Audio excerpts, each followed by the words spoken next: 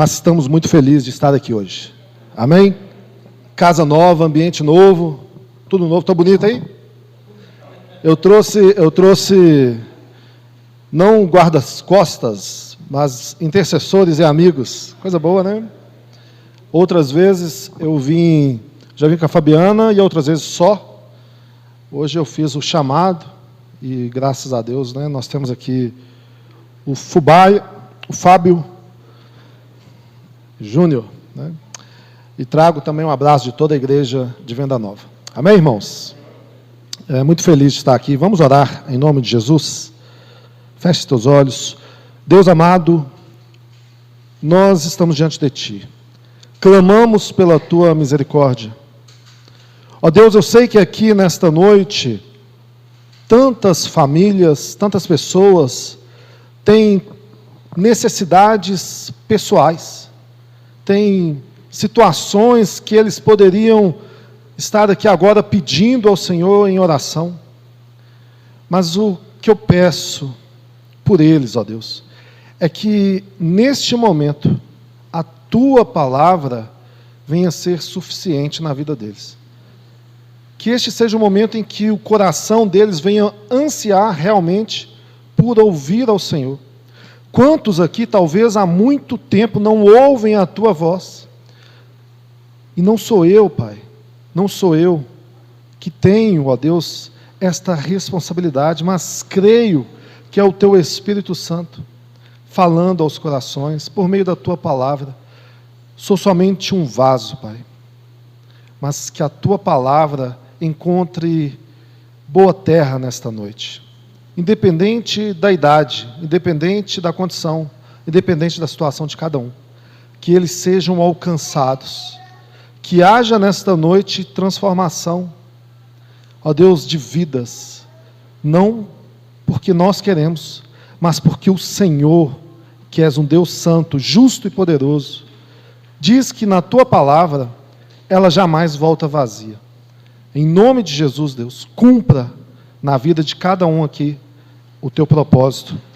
É o que nós pedimos, em nome de Jesus. Amém, irmãos? Parabéns pela nova casa, nova estrutura, né? Eu vou ter que aprender aqui um pouco, né? Ficar aqui dividindo a atenção. Quando eu estiver falando aqui, não quer dizer que vocês...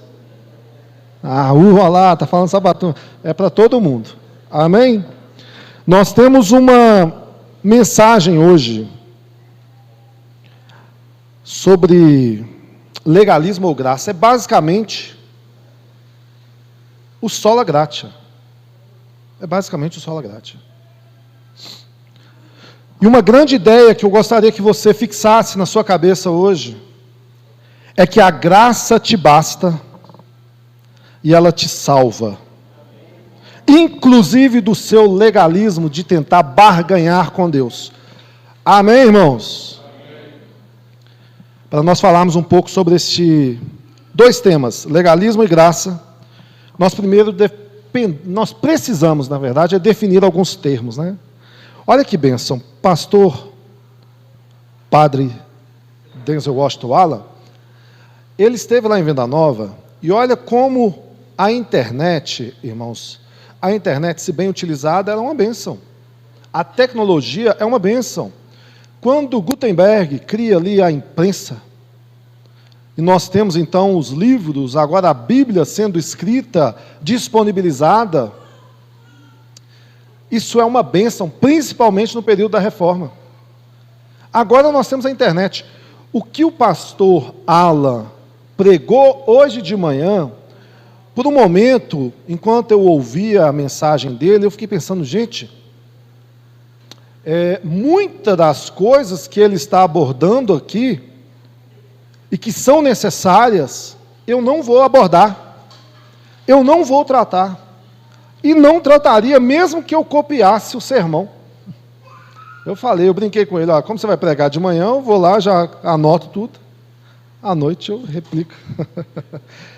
Mas, olha que bênção, a gravação está disponível, de forma que a igreja daqui hoje pode ouvir tudo que ele falou lá em Venda Nova, e que foi bênção para nós. Então eu incentivo vocês, obrigado, a ouvirem a mensagem,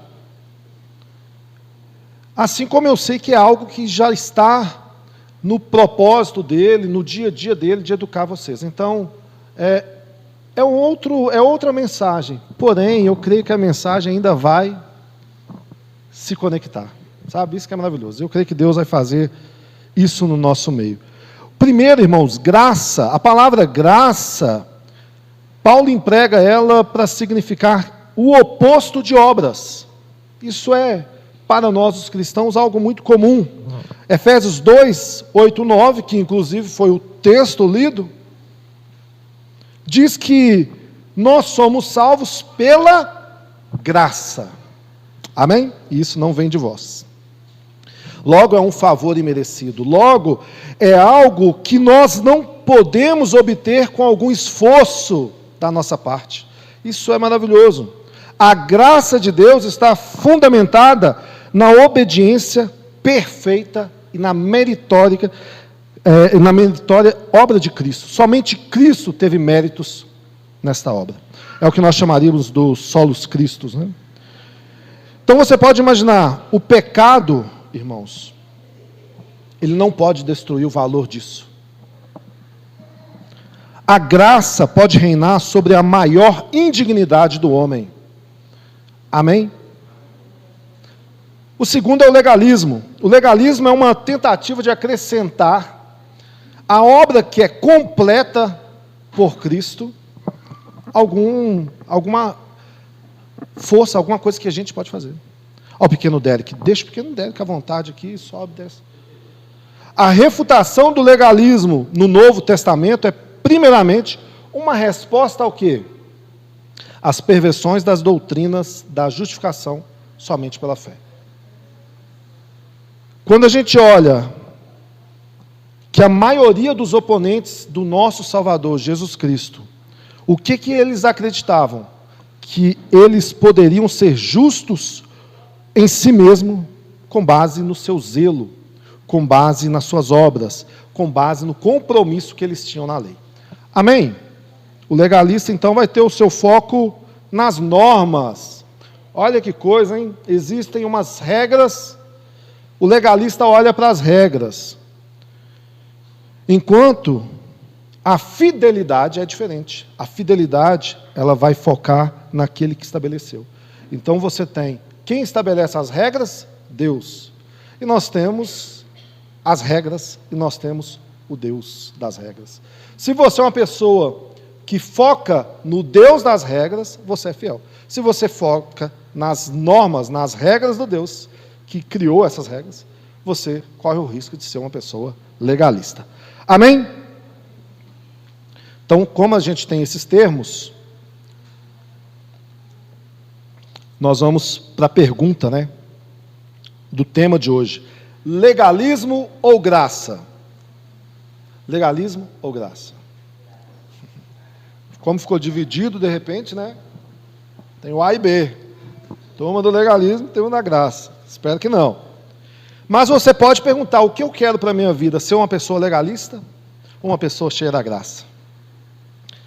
A gente pode se perguntar, por que nós estamos tratando desses temas neste período de outubro? Porque nós estamos no mês que nós celebramos os 505 anos da Reforma Protestante. 31 de outubro é um marco, né? De 1517, Martinho Lutero, olha que bênção, vai lá no castelo de Wittenberg e prega suas 95 teses, basicamente para protestar contra as indulgências que eram cobradas para o povo, em troca de quê? Lugar ao céu, alguma libertação, para que você pudesse, diante de Deus, ser aceito. O fato é que esse era o protesto, mas acabou que se tornou muito mais amplo. Acabou alcançando outras áreas, porque o povo estava basicamente escravizado, tanto pelo legalismo quanto pela ignorância. Então nós temos agora uma obra maravilhosa com Lutero e os reformadores, porque a igreja agora recebe as Escrituras novamente. As pessoas têm acesso à palavra de Deus. E elas então conseguem conhecer nas Escrituras que o Evangelho é o poder de Deus para a salvação de todo aquele que crê. Amém? Romanos 1,16. Vocês provavelmente já ouviram falar aqui dos 5 solas. Sola gratia, sola fide, sola scriptura, solus Christus e soli Deo glória. Ambos são gritos dos reformadores, né, naquela época, que ecoam até os dias atuais. A Igreja Católica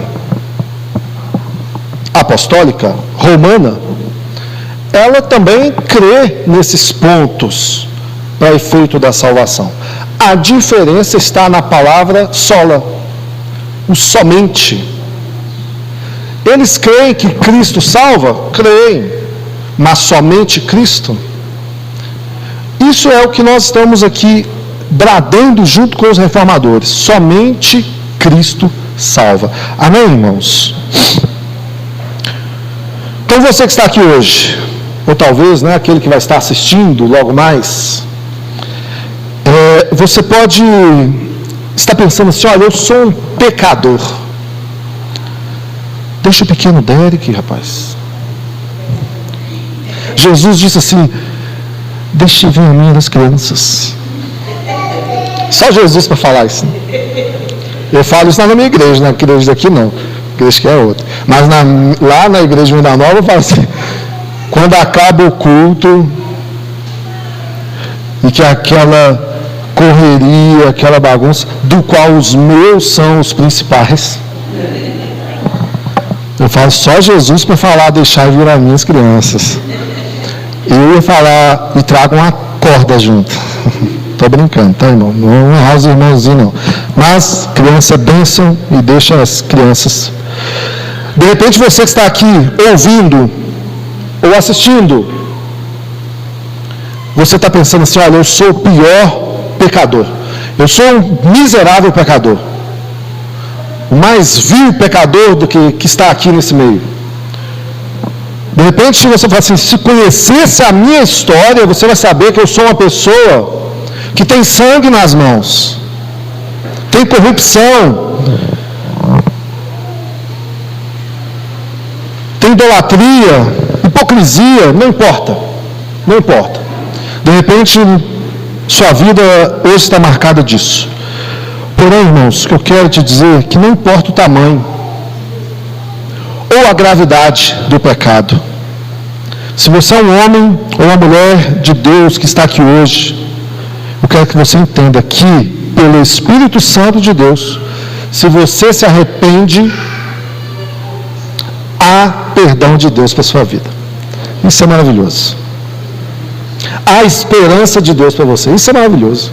Um mundo caído, cheio de pecado, do qual nós cometemos diariamente, vem a mensagem de Deus para a sua vida dizer: olha, há perdão para você. Isso é maravilhoso. Jesus morreu por causa desses pecados. Jesus morreu, seja pecado pequeno, seja pecado grande. Seja o sangue que você tem na mão, seja a mentira que você tem na consciência. Jesus morreu por causa desse pecado. De forma, irmãos, que naquela cruz, todos nós somos salvos, quando entendemos que Ele fez aquele pagamento por nós. E nós não temos que pagar nada por isso. Então, em 2 momentos aqui, eu quero tentar expor 2 passagens para vocês. Queria que você abrisse sua Bíblia lá em Atos capítulo 15. Para a gente tentar imaginar o cenário do que estava acontecendo na igreja nesse período. Abra a sua Bíblia e deixa ela aberta em Atos capítulo 15. Que nós vamos entender o seguinte: se a igreja não tivesse debatido esse tema que nós vamos falar aqui hoje, nós estaríamos perdidos. Mas ele aconteceu também. Atos capítulo 15, versículo 1. Diz assim: chegaram a Antioquia alguns homens da Judéia e começaram a ensinar aos irmãos. Olha o que é que eles começaram a ensinar. A Bíblia está dizendo claramente o que eles começaram a ensinar. A menos que vocês sejam circuncidados conforme exige a lei de Moisés, vocês não poderão ser salvos. Olha o que é que diz em seguida. Paulo e Barnabé discordaram deles e discutiram energicamente. Por fim, a igreja decidiu enviar Paulo e Barnabé a Jerusalém, acompanhado de alguns irmãos de Antioquia, para tratar de qual questão? Dessa questão, com os apóstolos e presbíteros. A igreja, portanto, enviou seus representantes a Jerusalém. No caminho, eles pararam na Fenícia, em Samaria, para visitar os irmãos e contaram que os gentios também estavam sendo convertidos e que muito alegrou a todos. Quando chegaram a Jerusalém, foram bem recebidos pela igreja, pelos apóstolos e presbíteros e relataram tudo o que Deus havia feito no meio deles. Contudo, alguns dos irmãos que pertenciam à seita dos fariseus se levantaram e disseram: é necessário que os convertidos gentios sejam circuncidados e guardem a lei de Moisés. Amém, irmãos? Olha o que nós temos aqui. Um retrato de um momento crucial da igreja. Hoje você está aqui em paz, porque alguém um dia sangrou para isso. E eu nem estou dizendo de Cristo, hein? Estou falando da igreja, no geral. Quantas pessoas construíram pavimentos para que hoje nós pudéssemos passar? Se eles não tivessem feito esse concílio, esse debate que nós vamos ler aqui, hoje seria um problema, porque a mensagem que eu estaria pregando, que o pastor Alan estaria pregando, era outra totalmente contrária. Hoje nós estaríamos dizendo aqui o que você deveria fazer para obter a salvação. Olha que coisa, hein? Você é gentio. E de repente você acha que gentio é porque a Bíblia está me chamando de uma pessoa gentil. Eu sou gentil. Uma pessoa educada. Continua assim para você não escandalizar. Imagina o terror que seria a sua vida, nossas vidas. Porque o que nós estaríamos dizendo é que se você não tivesse seguindo isso, com certeza você não estaria salvo agora. Você estaria perdendo a sua salvação diariamente. E pensar que tem gente que vive sob esse peso diário, né, de perder a salvação todo dia. Mas o que nós temos aqui é algo notório de entender, que os apóstolos olha que coisa, irmãos, os apóstolos parece que não entenderam e não foram tão enérgicos no primeiro momento quanto necessitavam. Eles não perceberam a raiz do legalismo ali já na igreja, como já foi definido. Então olha o texto que nós acabamos de ler. Para nós entendermos isso, você tem que pensar um pouco, tem que estudar um pouco, tem que ler mais um pouco. É necessário entender que a igreja tinha sido plantada há pouco tempo. Nós estamos falando de algo em torno de 17 a 20 anos. Quantos anos tem a igreja aqui já?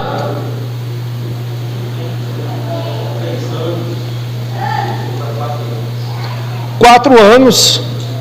Hoje a gente imagina assim, poxa, daqui 15 anos, né? É o tempo que estava a igreja aqui. Você imagina como que estaria, né? De repente você já pensa assim, a igreja vai estar super madura. Nós estamos falando da igreja plantada por Jesus Cristo, deixando os apóstolos como responsáveis. E essa igreja de 17 a 20 anos tem uma figura que tem um papel especial: Pedro. Pedro é um dos caras que é a imagem da igreja. E o que está acontecendo na igreja é o seguinte: a igreja está presenciando, irmãos, milagres, pessoas sendo convertidas, pessoas sendo curadas, uma grande quantidade de pessoas chegando na igreja. É isso que nós lemos no livro de Atos, né? É um milagre. Muitos frutos e filhos na fé. Porém, muitos deles, né, que vieram ali do judaísmo, de repente, nesse momento, agora estão vendo pessoas gentias, né, de outras nações sendo alcançadas. E aí eles estão com alguma dificuldade. Eles começam a perceber, será que essas pessoas realmente são salvas, né? Porque elas não estão cumprindo algumas coisas.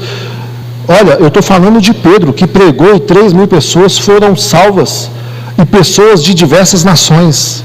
É onde nós temos a manifestação do dom de línguas.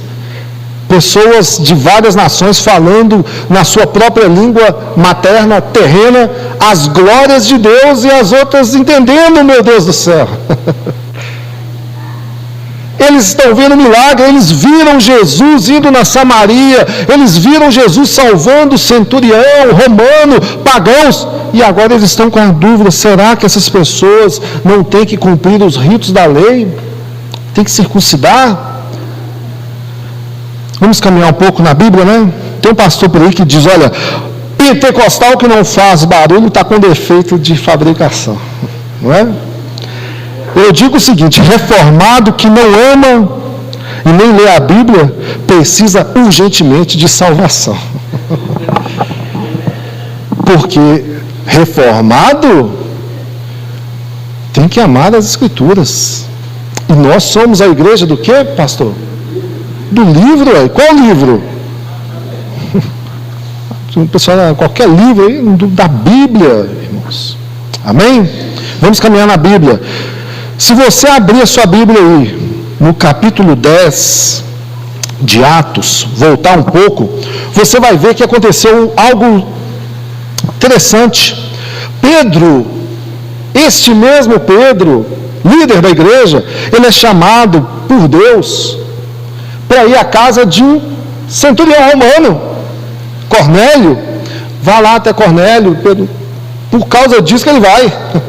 Tem a visão lá dos animais, vai, porque o que eu tornei, Pedro, puro é puro. Não fique falando que é impuro o que eu tornei puro. E Pedro vai. Interessante que aí você caminha no capítulo 11, depois de ter visto lá a salvação entrando na casa de Cornélio, um centurião romano. Poxa vida, romano, irmãos. Romano, você imagina o que é um centurião romano naquela época? O responsável, o povo responsável pela prisão, espancamento, crucificação do seu Senhor, o povo responsável por dominar sobre a sua nação. Tanto que aqueles judeus que estavam ali servindo aos romanos, cobrando impostos, eram chamados de publicanos. Alguém pode pensar, o que é publicano? É também um termo muito carinhoso para completo. Aí você pensa qualquer palavra aí de ofensa, um traidor da pátria. E agora Deus está falando: vai até esse povo aí que prendeu a mim, que me crucificou. Eu tornei eles puros. E Pedro vê o Espírito Santo descendo sobre aquelas pessoas. Uma salvação. Ele fica maravilhado. Capítulo 11, caminha lá na sua Bíblia depois. Pedro agora está tendo que defender a sua reputação primeiro, porque ele foi na casa de um centurião. Aí você já começa a perceber o problema. Você foi na casa de um centurião romano, um gentil?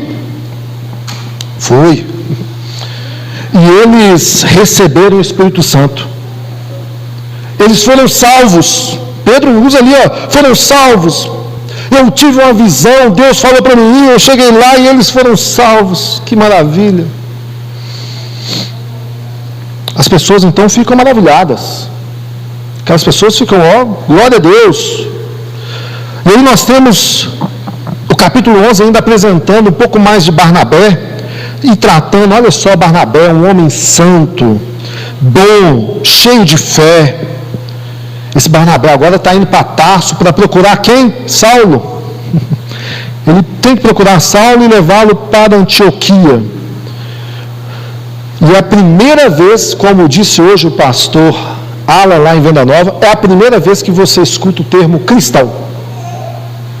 Então a Bíblia começava a chamar aquelas pessoas que seguiram a Jesus de cristão. Ou seja, um tipo de Cristo. Um seguidor de Cristo. O que aconteceu aqui foi maravilhoso, irmãos. Mas a gente chega no capítulo 12. O capítulo 12 já vai narrar uma outra história. O rei Herodes começa a perseguir os cristãos. E chega a um ponto que ele prende Pedro, o líder da igreja. Pedro está lá, preso. E é maravilhoso você ler que a igreja orava. A igreja orava, muita oração da igreja pela vida de Pedro. E o que aconteceu? Pedro é solto milagrosamente com a presença de um anjo. O anjo vai lá e solta as cadeias, abre a porta, fala: Pedro, vamos embora. Pedro sai. Olha a importância da oração da igreja, hein? Amém? Olha a importância da oração de terça-feira. Olha a importância da oração específica. De repente tem alguém aqui que está precisando muito de oração. E de repente a outra pessoa não está orando por você, porque você nunca chegou para ela e confessou: eu preciso de oração, irmãos. Mas também não vira o crente 6 horas, pelo amor de Deus.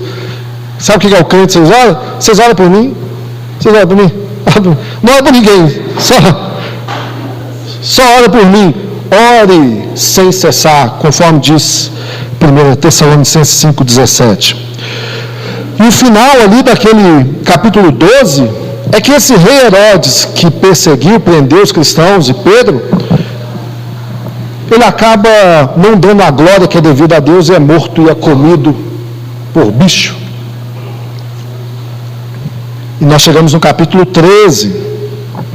Capítulo 13 e 14, a igreja de Antioquia, essa igreja jovem, ela agora tem alguns mestres. E se você ler, você vai ver que Saulo está colocado por último.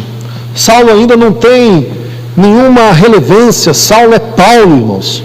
Sabe, o maior missionário que nós temos na história, não só o maior missionário, como o maior teólogo.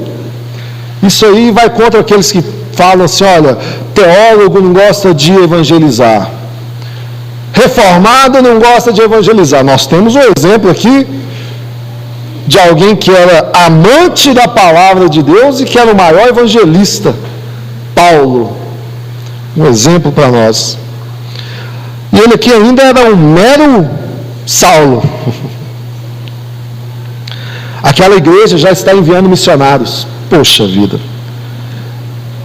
E Saulo começa a ganhar notoriedade porque ele começa a pregar o evangelho da graça. E após ele fazer toda aquela caminhada, ele chega novamente em Antioquia. E aí nós voltamos para o texto que nós lemos lá no início, de Atos capítulo 15. Esse é só o contexto para a gente chegar em Atos 15. Esse é o Paulo, que nasceu fariseu, um cidadão romano, quanto à lei de Deus, como ele mesmo diz, né? Zeloso. Este Saulo que agora converte, ele volta para Antioquia. E quando ele está em Antioquia, acontece aquilo que nós acabamos de ler, mas que aquele grande debate que nós vimos ali, ele fala energicamente, não está narrado, não está escrito por Lucas, mas Paulo foi lá e escreveu sobre esse detalhe. Abra aí Gálatas capítulo 2, só para a gente caminhar trecho da história?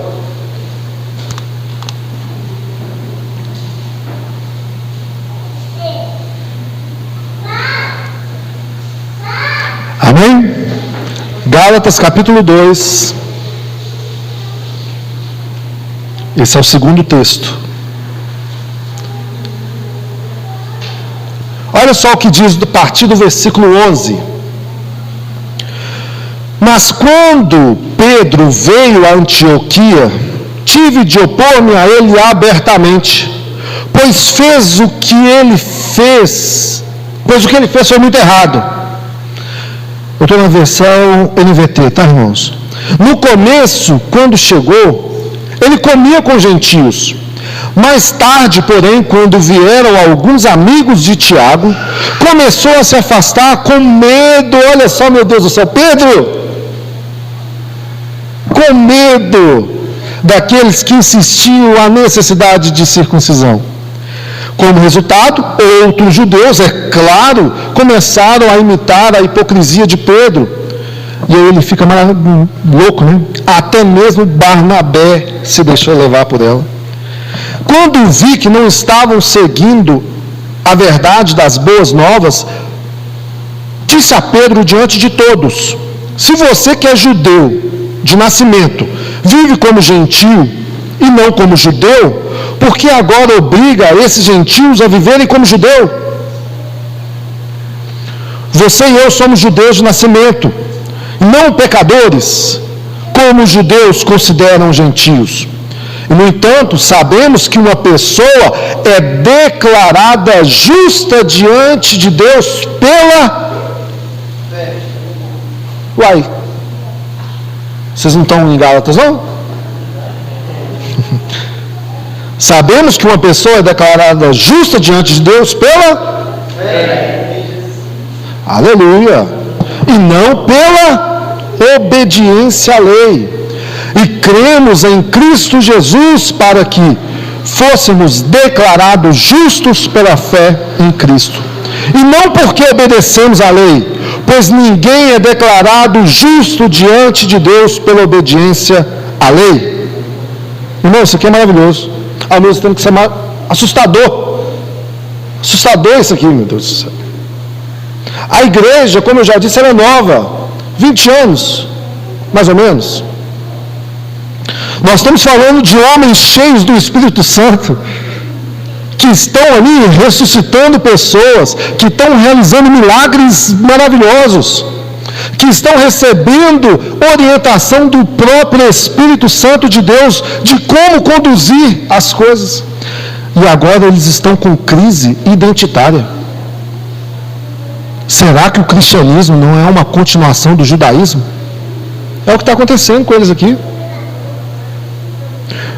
Irmãos, Pedro, que eu acabei de falar para vocês, capítulo 11 de Atos, fez lá uma defesa maravilhosa do que aconteceu na casa de Cornélio, capítulo 10. E que em seguida é solto milagrosamente, não pelo STF, mas pelo anjo.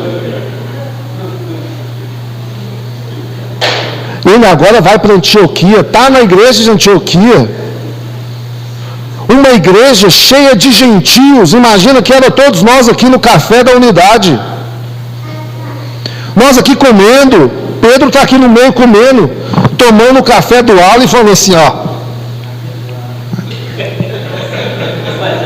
mais ou menos, não é lá essas coisas, estou brincando, mas eu nunca experimentei, não, já? Não é só a classe lá dos apóstolos lá que são chá e Todd. É como se Pedro estivesse aqui no café da unidade. Só que aí chegam os fariseus convertidos, cheio de pompa, de terno e gravata. Começa a olhar assim para Pedro e vai assim, está no meio de quem vocês? Gentios. É a mesma coisa dele. Nessa hora, sabe o que ele incorporou ali? Dona Florinda, né? Não se misture com essa gentalha. ele não se misturou. Ele saiu, você não vou ficar perto, não, né? Melhor não. E Paulo olha para aquela situação e vê Barnabé indo junto, fica maluco. Barnabé estava andando com ele, vendo os milagres no caminho lá de Samaria, Fenícia, contando o que Deus está fazendo, ele vendo os gentios sendo salvos somente pelo poder do Evangelho, sem necessidade de lei nenhuma. E agora ele está vendo Barnabé caminhando também, assim, meu Deus do céu, como é que pode? Você está querendo que essas pessoas se circundem? Você está querendo que as pessoas fiquem agora obedecendo às nossas festas, às nossas comidas? Isso é lei. Isso não é a graça de Deus. Paulo ficou maluco.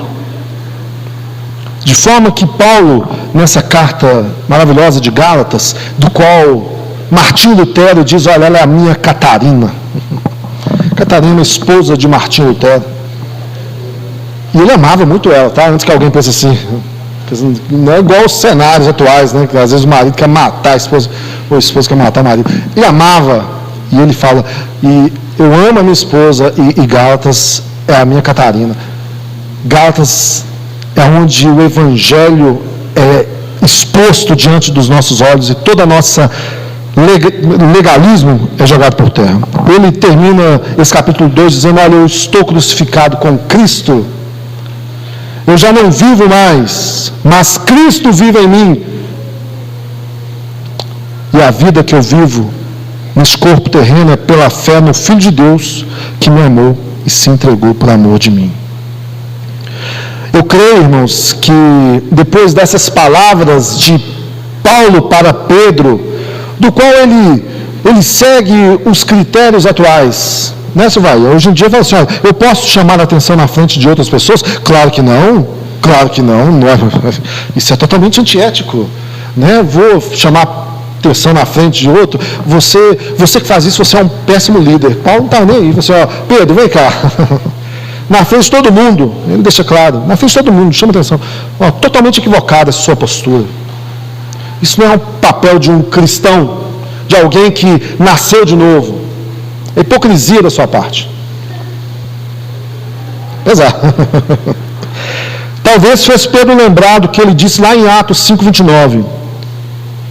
Devemos obedecer a Deus antes de qualquer autoridade humana. Ele entendeu isso, ele entendeu aquela mensagem. Paulo praticamente disse para ele, não seja hipócrita, Pedro. Não seja hipócrita, Barnabé. Não ache que você é mais especial que o outro só porque você veio de uma linhagem do povo escolhido de Deus. Esse foi o debate que nós lemos lá no versículo 2 de Atos 15. E quem pastoreia agora essa igreja é Paulo, hein?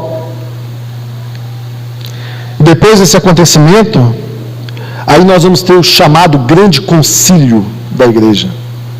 O que é o grande concílio, né? É onde eles se reúnem basicamente para debater o que eu preciso fazer para ser salvo. Ou melhor, eu preciso fazer algo para ser salvo? Se isso não tivesse sido debatido, hoje a nossa mensagem aqui seria outra, hein? Até porque nós crescemos num meio de meritocracia, né? Nós ensinamos nossos filhos a meritocracia. Quer o brinquedo no final do ano? Acabou isso também. Agora é todo mês é o brinquedo, né? Antigamente era só no final do ano. Mas vou usar como exemplo. Você tem que ter o quê? Boas notas. Não é isso? Você quer ter um salário? Trabalhe direito, senão você é cortado. Tudo na nossa vida é baseado em mérito, em fazer algo para merecer. Tudo. Menos nascer. Olha que coisa, hein? Você pode falar assim, eu sou demais, mas você escolheu nascer? Você escolheu em qual família nascer? Você escolheu como você seria? Não escolheu nada disso, é Deus que falou assim, vai ser assim, pronto. vai nascer lá em Ibiri, Texas, vai ter tanto de altura, seu cabelo não vai durar. Ó, pastor, tá falando. Pastor tá falando, tá achando que eu tô falando dele. Nem foi, ele é de Montes Claros, né? Mas nós não escolhemos essas coisas. Escolhemos? Não escolhemos nada. E também não escolhemos nem. Quem dera, gente, eu não vou entrar nisso nem, que nós vamos ficar o resto da vida. Mas na nossa vida a gente acha que merece. Para merecer alguma coisa, nós temos que fazer algo. É assim, em tudo. Aí vem o Evangelho e fala que não. O legalista não consegue imaginar isso. Então, se você está aqui na igreja e você ainda tem esse pensamento, eu preciso fazer algo para merecer a minha salvação, sabe o que aconteceu com você? Você ouviu demais que você é a menina dos olhos de Deus, que você é o ponto fraco de Deus, que Deus precisa de você para alguma coisa. E aí, de repente, mexeu com o seu ego e você ficou, agora sim, eu estou me sentindo especial. E aí vem o pastor Alan aqui e fala assim, olha, a Bíblia diz que você é um pobre, cego, miserável e nu. A Bíblia diz que todos pecados, destituídos estão da glória de Deus. A Bíblia diz que não há ninguém que faça o bem, nenhum sequer. Você vai, poxa vida, mas eu sou bom, eu tenho um pouquinho de bondade em mim. Tem. A de Cristo. Olha Pedro, depois de ter tomado aquele Big Jab bem direto lá em Antioquia, agora ele está lá em Jerusalém, reunido com os outros líderes, com os outros apóstolos. A igreja está reunida. Abre aí novamente Atos capítulo 15, se você fechou, e olha o que a Bíblia continua a dizer depois de todo esse acontecimento. Eles reuniram, Paulo descasca eles entendem é necessário a gente conversar sobre isso, e eles falam, vamos nos reunir lá em Jerusalém. E em versículo 6 em diante, já é essa reunião. Versículo 6, os apóstolos e presbíteros se reuniram para decidir a questão. Depois de uma longa discussão, olha só, não é um negócio tão simples, hein? A gente que hoje tem simples aqui, graças a Deus, mas uma longa discussão. Pedro, que nós acabamos de ler, que estava lá no café da unidade, e na hora que chegou os judeus, fariseus, convertidos, ele abandonou aquele grupo.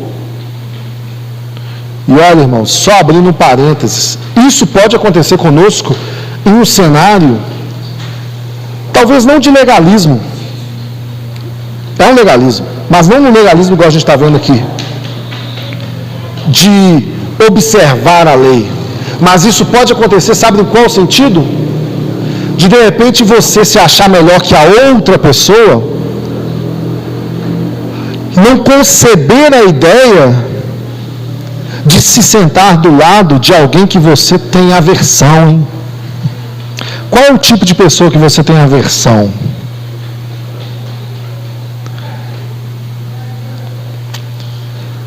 Eu não vou entrar no meio polarizado da eleição,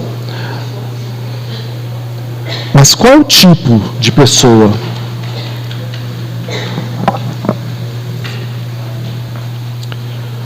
Fulano é da Umbanda,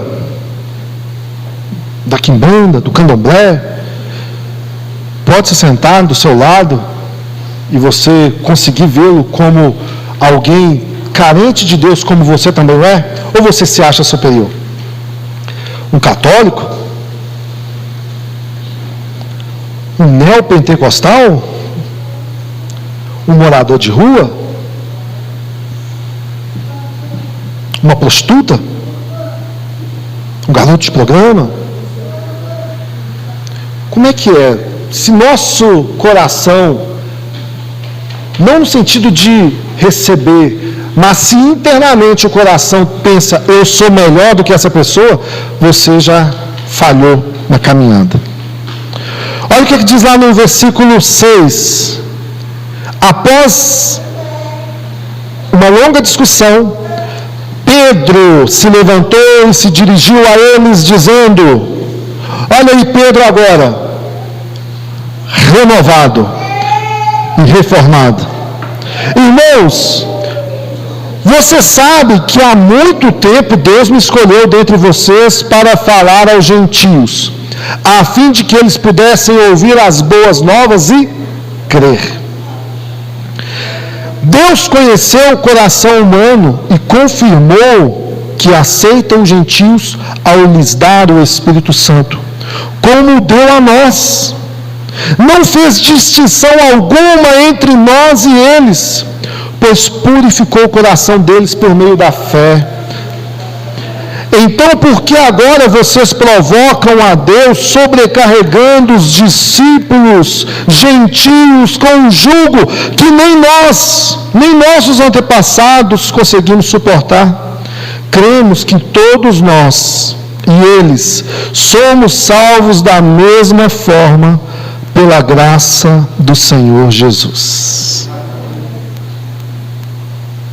Isso é maravilhoso. Olha, nós presenciamos uma mudança de comportamento, uma mudança de pensamento, uma mudança de visão, está bem diante dos nossos olhos. A gente pode pensar assim: tudo que nós fazemos de bom, irmãos, mas não é suficiente. Amém? O que Pedro fez nesse momento? Ele analisou a vida dele, viu a história, viu o que o Espírito Santo estava realizando naqueles anos da igreja. E ele chega a esta maravilhosa conclusão. Paulo, como missionário, ele estava vendo o que estava acontecendo bem diante dele, todo dia. A graça de Deus salvando os gentios. E ele estava vendo: nós não temos que fazer nada. Nós estamos falando de um período da mudança da chave. A lei que era exigida aqui era a lei do amor de Deus. Então, o que a Bíblia vai nos mostrar é que esse concílio, ele acaba sendo concluído ali pelas palavras finais de Tiago, o meio-irmão de Jesus, citando Amós, que Deus iria atrair para si e salvar os gentios. Isso é maravilhoso. Você está aqui hoje não é porque você é uma pessoa boa, não é porque o seu coração é melhor do que aquela pessoa que você conhece que está com o coração endurecido. Você não teve papel nenhum a não ser com o pecado. Você não é melhor do que o outro, mas é a pura graça de Deus de ter te atraído. Em meio a um mundo caótico, o Senhor te chamou de filho. Isso é maravilhoso.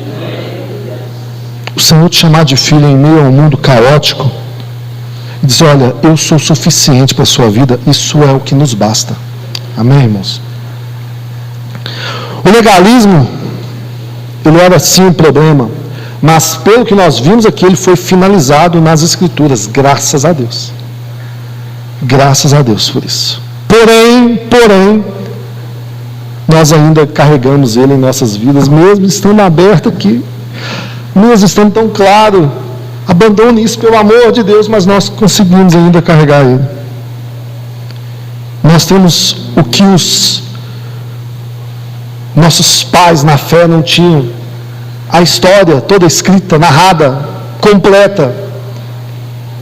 E ainda assim nós carregamos legalismo em nossas vidas. Como que eu carrego legalismo, pastor? Tentando cooperar com a sua salvação. Basicamente é isso. Calvino, certa vez, ele diz: olha, desista de tudo por Cristo e encontre tudo em Cristo. Irmãos, nós somos monergistas. Sabe o que é monergista? Já ouviu essa palavra aqui? Com certeza, né? Nós cremos que somente Deus, a salvação é um ato exclusivo de Deus, é Deus por meio de uma ação maravilhosa, invadindo as nossas vidas, né? Independente da nossa vontade, já que a nossa vontade ela é escravizada pelo pecado, e Ele faz isso para nos salvar. Para eu finalizar, Romanos 1,16, abre aí.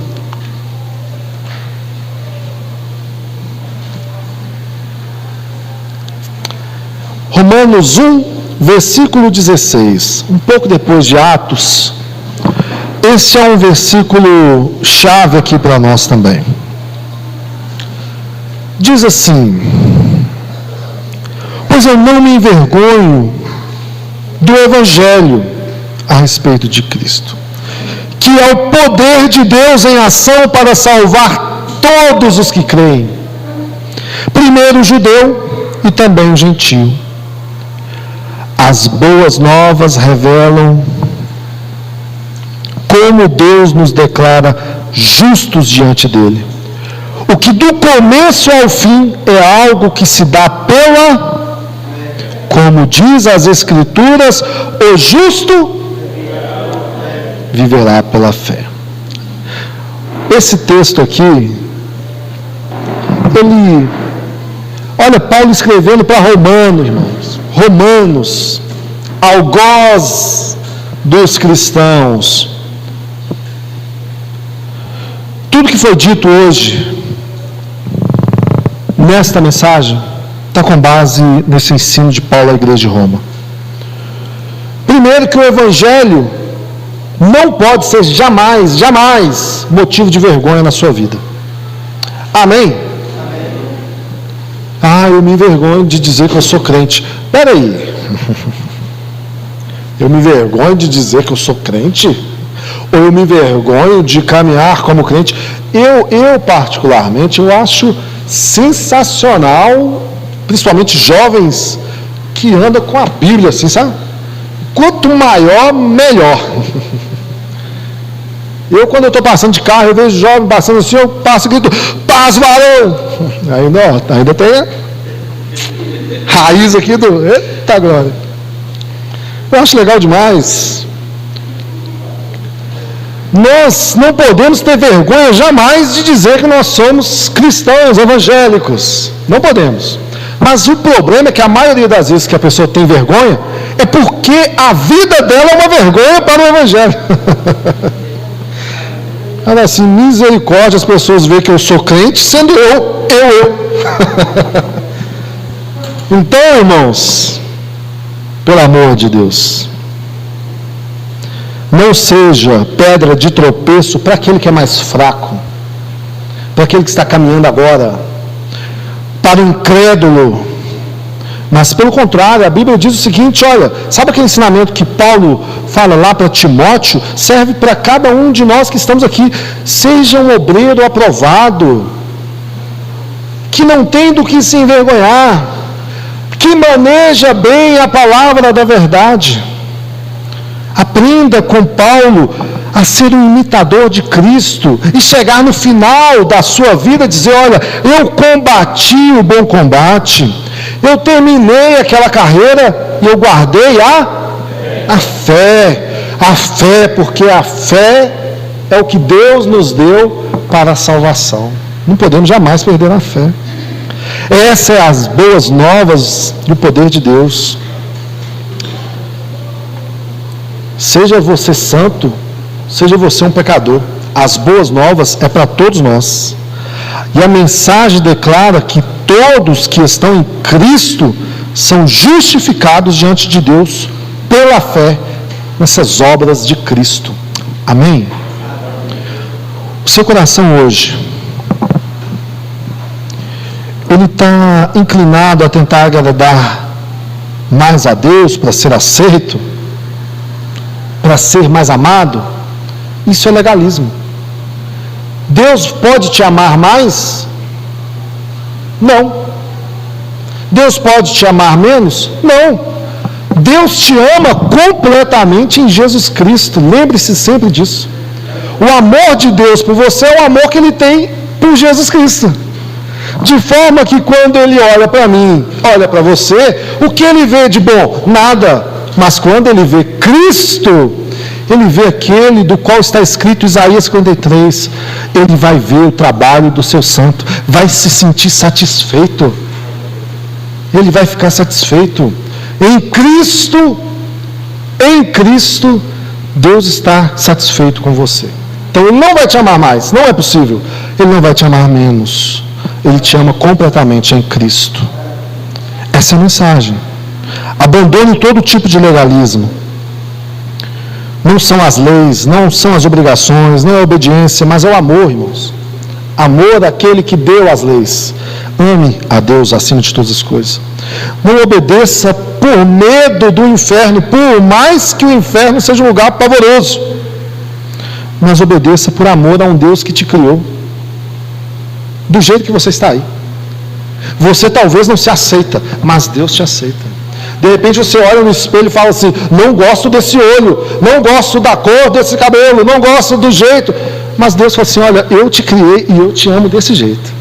Você é a minha obra-prima, isso é maravilhoso. Mesmo você rejeitando, Deus olha para você. Quando Ele te cria, Ele diz: olha, isso é muito bom. Esse texto de Romanos 1, e eu te convido, eu te peço, se possível for, leia em casa.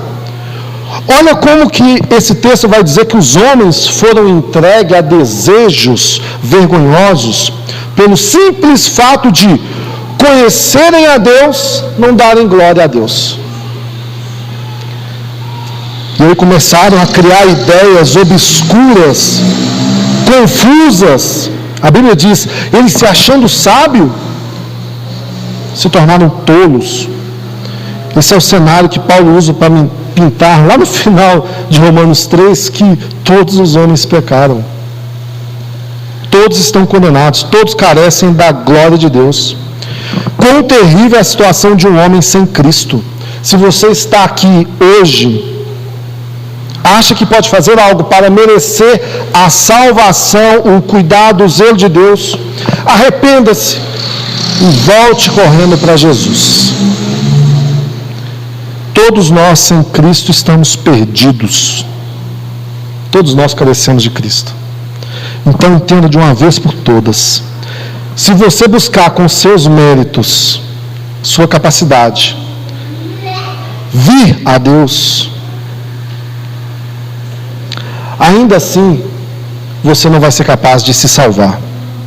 Mas se você olhar para os belos méritos, para toda a obra de Cristo, por tudo que Cristo fez, você vai perceber que jamais você irá se perder. Deus concedeu graça para que você possa executar a lei dele.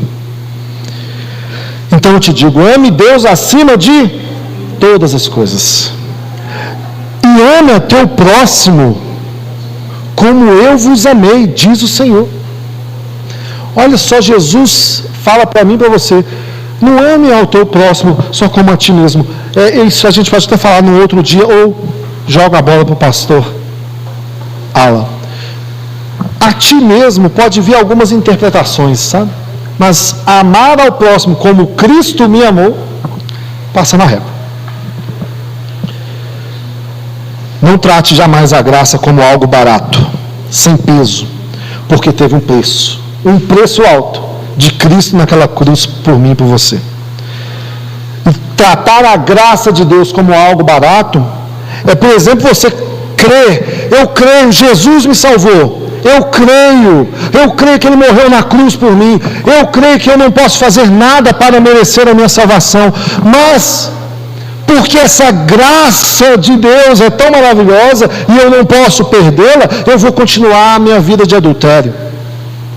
Eu vou continuar a minha vida de roubo, de mentira, de idolatria. Isso é tratar a graça que salva, que nos tira do lamaçal do pecado, que nos tira de uma vida de trevas, que nos tira de uma direção de condenação, para viver uma vida gloriosa para com o Senhor, como algo baixo, como algo pequeno, como algo barato. Não trate a graça de Deus como algo barato. Se você continua idolatrando as coisas, e tem gente que idolatra muitas coisas que foram criadas pelas mãos dos homens, mas tem muita gente que idolatra aquilo que foi criado pela mão do próprio Deus.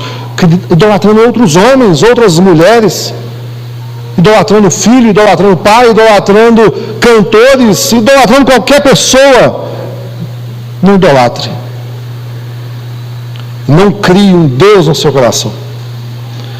A gente pode criar um Jesus segundo o nosso coração, né? Um Jesus que fala para mim assim: eu te criei desse jeito mesmo, por isso que você é uma pessoa que vive só pecando. Se Ele mesmo diz que o pecado causa separação entre nós e Ele, se o pecado me afasta de Deus, que é o único que pode me manter em vida, em segurança, como é que eu posso ter esses argumentos? Se a própria Páscoa é uma declaração de que nós somos livres do pecado.